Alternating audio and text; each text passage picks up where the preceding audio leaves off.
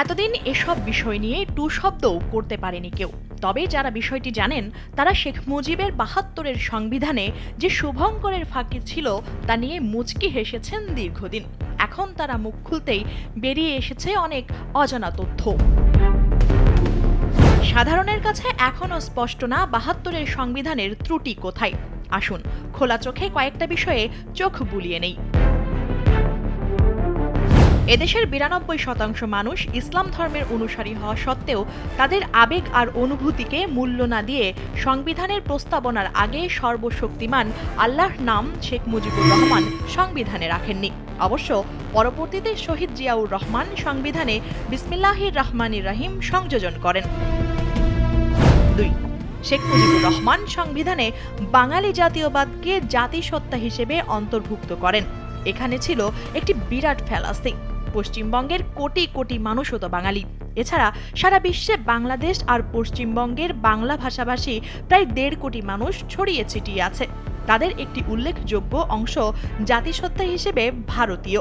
এছাড়া বাংলাদেশে পাহাড়ি এবং গারো, সাঁওতাল ও চাকমা সহ অনেকে নৃতাত্ত্বিকভাবে বাঙালি নয়। শেখ মুজিবের জাতীয়তাবাদের এই শুভঙ্করের ফাঁক, এই স্ববিরোধিতা দূর করেছিলেন অন্য এক নেতা, তিনি জিয়াউর রহমান।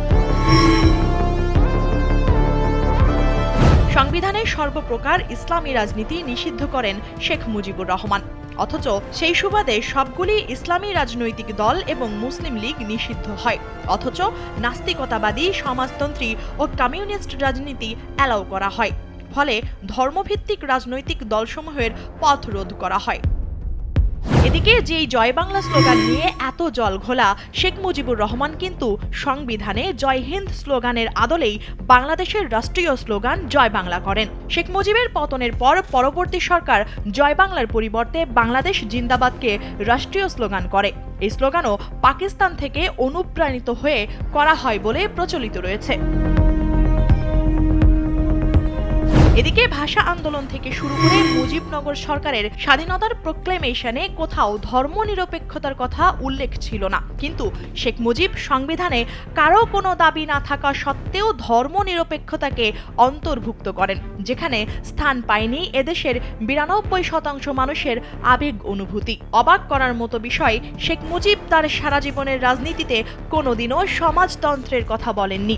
অথচ তিনি ৭২-এর সংবিধানে মনি সিং ও মুজাফফর আহমেদ এবং সোভিয়েত ইউনিয়নকে খুশি করার জন্য সংবিধানে সমাজতন্ত্রকে অন্তর্ভুক্ত করেন, যেখানে জায়গা পায়নি জনগণের ইচ্ছার প্রতিফলন, সামাজিক ও অর্থনৈতিক ন্যায় বিচারের কথা।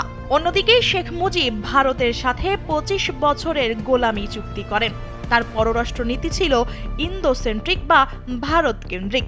কিন্তু পরবর্তীতে তা বুঝতে পেরে অন্যরা সংবিধানের ২৫-এর ২ নং অনুচ্ছেদ সংযোজন করেন।